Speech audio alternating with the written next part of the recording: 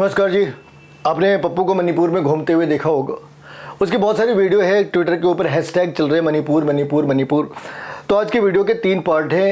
ये कांग्रेसी आज क्यों भौंक रहे, नंबर 1। नंबर 2, इसमें चर्च का या सोरोस का क्या रोल है, और नंबर 3, इसमें कांग्रेस पार्टी और पुरानी गवर्नमेंट की क्या गलतियाँ है। तो स्टार्ट करते हैं पहले पेज से। आज वहाँ पे बेसिक प्रॉब्लम ये है कि जो कुकीज़ हैं वो लगभग आधी पॉपुलेशन है। ये जो सेंसस दिख रहा है ये 2011 की सेंसस है। ऑब्वियस सी चीज़ है कि अब इनमें काफ़ी सारे चेंजेज हो गए होंगे। लास्ट के वीडियो की लास्ट में एक बार ही फिर से सेंसस आना है। अब प्रॉब्लम ये हो रही है कि वो हिंदू एरिया था, वहाँ पे क्रिश्चियंस पॉपुलेशन बढ़ गई और मुस्लिम, अगर आप क्रिश्चियन और मुस्लिम पॉपुलेशन को जोड़ दे तो हिंदू माइनॉरिटीज़ में है। तो ये शोर आज क्यों मच रहा? शोर आज इसलिए मच रहा क्योंकि बहुत सालों की बर्दाश्त के बाद अब उनको उनकी ही मेडिसिन टेस्ट कराई जा रही है। They are testing their own medicine और वो बहुत पेनफुल है। इतना पेनफुल कि सभी चीख रहे, सभी चिल्ला रहे, कांग्रेस हो या चर्च हो, सभी चीखे, सबकी चीखें बाहर आ गई है क्योंकि अब मैतीज वही ट्रीटमेंट दे रहे जो उन्हें इतने सालों से मिलती आ रही थी। कितने सालों से? बैकड्रॉप में चलते हैं। सबसे पहले ये कुकीज वर्ड आई कैसे, और उससे पहले कि आज वहाँ पे टेंशन क्या है। आज वहाँ पे टेंशन ये है कि कोर्ट ने जो मैतीज थे उनके कुछ एक ट्राइब्स को ऑफिशियल ट्राइब के स्टेटस दे दी। इससे कुकीज परेशान हो गए। कुकीज ने कहा कि ट्राइब्स के ऊपर तो हमारा हक है, ट्राइब्स के स्टेटस लेना तो हमारा हक है। अब कमाल ये देखो कि कुकीज ट्राइब्स हैं, Kukis are tribes and Kukis are Christian. जब वो ट्राइब्स थे तो क्रिश्चियन कैसे बने? तो ऑन पेपर वो ट्राइब्स हैं एंड ऑफ पेपर वो चर्च जाते हैं। ये जो दोगलापन है ना, इसी दोगलेपन के अंदर मणिपुर की प्रॉब्लम छिपी है। क्या दोगलापन है? वो ऑन द पेपर एससी है, एसटी है, और ऑफ द पेपर वो क्रिश्चियन है और वो इस बात को एक्सेप्ट नहीं करना चाहते। तो यहाँ ये जो दोगलापन है ना, इसे दोगलेपन ने ये प्रॉब्लम क्रिएट कर रखी है। अब ये कुकीज की बात कहाँ से आ गई? कुकीज की बात आती है 1777 में वारेन हेस्टिंग्स के टाइम पे। वहाँ पे किंग ने वारेन हेस्टिंग्स से मदद मांगी थी कि ये कुकीज है एक जनजाति। हालांकि कुकीज बहुत पहले से है, कुकीज बहुत पहले से 37 AD से मणिपुर के साम्राज्य का नाम है और ओल्ड कुकीज और न्यू कुकीज करके चीज़ों को क्लासीफाई कर रखा है। तो कुकीज जो बेसिकली जो इन्वेडर्स के फॉर्म में है या जो लॉ एंड ऑर्डर के लिए थ्रेट है वो 1777 से, वारेन हेस्टिंग्स के ज़माने से। और कुकीज़ की कम से कम 50 के आसपास ट्राइब्स हैं जो शेड्यूल ट्राइब्स के अंदर आती है। यानी कि 1947 या 1950 को वो ट्राइब्स थे, तो फिर क्रिश्चियन कब बन गए?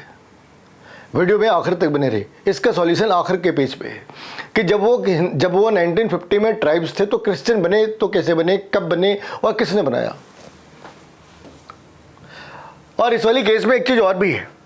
उस वाले इलाके में जो बैप्टाइजेशन है वो बहुत पुरानी नहीं है, 20th सेंचुरी में स्टार्ट होती है और वो भी एक वार के बाद, जो वार 1917 से 1919 के बीच की है। इस वार में अंग्रेज जीत जाते हैं और उन्होंने कुकीज को कन्वर्ट करना स्टार्ट करो। जो उस टाइम पे ट्राइब्स थी उनको कन्वर्ट करना स्टार्ट करो और बैप्टिज्म तभी से स्टार्ट होती है। अगर आप वहाँ पे देखें सिविलाइजेशन कब है तो वो 33 AD के साथ है। और 2 भाइयों की लड़ाई से वहाँ पे मुसलमान है जो 8% है। कैसे? एक किंग ने अपने भाई के साम्राज्य को हराने के लिए एक मुसलमान से मदद मांगी, नाजिर से, और नाजिर ने बदले में 1000 लोगों की ट्रुप्स भेजी जिसे बाद में उसके भाई ने हरा दिया और इन सबको कैद करके रख लिया। लेकिन हिंदू की बेवकूफ़ी है, उसे मारने की जगह उसे वहाँ पर बसने का राइट दे दिया। ये सारी बातें 400-500 साल पहले की है। अगर 400-500 साल पहले उन्हें ख़त्म कर दिया जाता तो ये प्रॉब्लम आज जनरेट होती ही नहीं। तो मुल्लों को बचाने की जो हिंदुओं की टेंडेंसी है, उन टेंडेंसी ने आज सर्वनाश कर रखा है।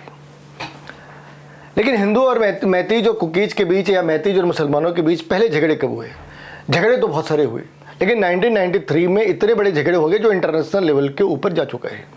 पहला झगड़ा कब है? 1993 में। ये शोर कब मचा रहे? 2023 एंड ऑनवर्ड्स। इतने सालों तक चुप क्यों थे? इनकी चुप्पी के पीछे राज क्या है? इनकी खामोशी के पीछे चर्च का दबाव है, सोरोस का दबाव है, या कांग्रेस पार्टी खुद ही चर्च की गुलाम है? देखते हैं। तो आज जो वहाँ पे मैतीज हैं उनको क्या तकलीफ हो रही है? उनको तकलीफ ये हो रही है कि ये जो कह रहे हैं ना Indian prime minister should go there, ये वही लोग हैं जो 1964 में कह रहे थे कि Manipur is independent state from the India. तो कभी तो इंडिया से इंडिपेंडेंस होने की बात मांग रहे, और ये कांग्रेस के ज़माने की बात थी। 1964 में मोदी प्राइम मिनिस्टर तो नहीं था, तो तब ये कह रहे थे कि Manipur is not the part of India. आप कह रहे कि Indian prime minister should go there. आप एक बार डिसाइड कर लो मणिपुर हिंदुस्तान का हिस्सा है या नहीं है। और ये UNLF ये बेसिकली चर्च से फंड करता था, इसे चर्च ने पैसे दिए, चर्च ने इसे वेपन दी, और किसके कहने पे दी वो भी आना है। अभी आखिरी स्लाइड में उस पर्सन की फ़ोटो भी आ सकती है जिसके ऊपर इसके आरोप लगते रहे। ऑब्वियसली चीज़ है कि कोर्ट में ये चीज़ें कभी प्रूव नहीं हुई, लेकिन उसके इनडायरेक्ट एविडेंसेस हमेशा रहे हैं। तो 1980 से 2004 के बीच 1964 में इंसर्जेंसी स्टार्ट होती है और 1980 से 2004 तक गवर्नमेंट ने मणिपुर को डिस्टर्ब एरिया घोषित कर दिया। 2004 में डिस्टर्ब एरिया का टैग हटता है वहाँ से। तो 1980 से 2004 तक किसकी गवर्नमेंट थी? तब ये शोर क्यों नहीं मचा रहे थे? तब इन्होंने शोर क्यों नहीं मचाई? आज शोर क्यों मचा रहे? रीजन मालूम होगा, अभी थोड़ी देर में मालूम होना है। आज जो मैती लोग हैं, मैथियों ने जो पलट के मारा, क्यों मारा? तो मैथियों ने पलट के इसलिए मारा क्योंकि एक तो वो 1980 से परेशान हो रहे, चर्च ने और मुसलमानों ने मिलकर परेशान करा, उनकी ज़मीनें छीन ली, उनके कल्चर को बर्बाद कर रहे, उनकी लाइवलीहुड को अफेक्ट करा। वो क्या कर रहे हैं? इलीगल माइग्रेंट्स की वजह से उनकी खुद की लाइफ ख़राब हो रही। दूसरी है ड्रग्स की प्रॉब्लम। ये कुकीज़ का मेन बिजनेस है ड्रग्स और हथियार लाते म्यांमार से, और जो पहाड़ियाँ हैं उनके ऊपर अफीम उगाते हैं और चाइना को बेचते हैं। तो ये जो ड्रग्स है ये इनकी कल्चर को ख़राब कर रहा। ये ड्रग्स की वजह से अपराध बढ़ रहे, ड्रग्स की वजह से इनकी कल्चर ख़राब हो रही, और ड्रग्स की वजह से बच्चे जो है बर्बाद हो रहे। ये क्या करते हैं? कुकीज़ क्या करते हैं कि जो वेपन्स हैं दूसरे इंसर्जेंट ग्रुप से, पुलिस वालों से, आर्मी वालों से लूट लेते हैं, या फिर जो ग्राम प्रधान है उससे किडनैप करके वहाँ से भी पैसे और बाकी चीज़ें ले लेते हैं। तो मैथीज़ ने एक पॉइंट के बाद ये डिसाइड करा कि किसी गवर्नमेंट से उनको मदद नहीं मिलेगी, उन्हें हथियार खुद उठाने होंगे। बस यही वो तकलीफ है।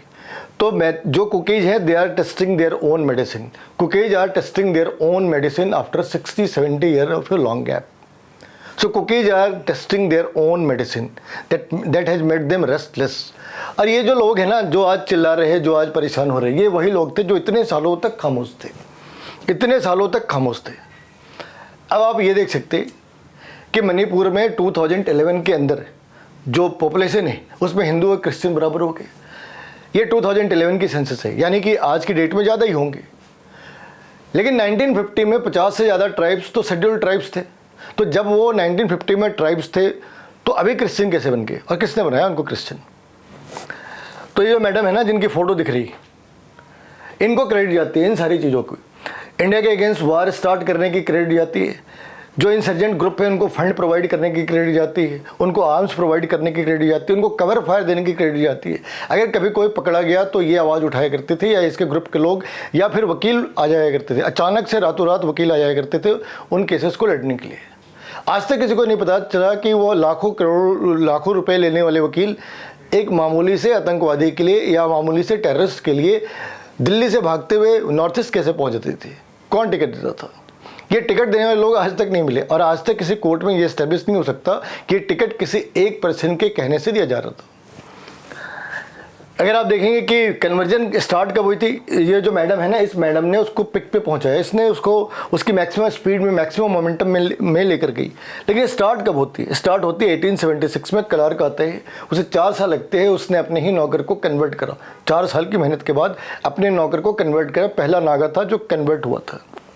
इन सारे डाटा का एक मतलब और भी है कि अगर आप गूगल पे सर्च करेंगे कि कुकीज़ और मैथीज़ के बीच कब कब संघर्ष हुए, तो आपको 90s में मिल जाना है, 2000 में मिल जाना है, 2010 में मिल जाना है, 2020 में मिल जाना है।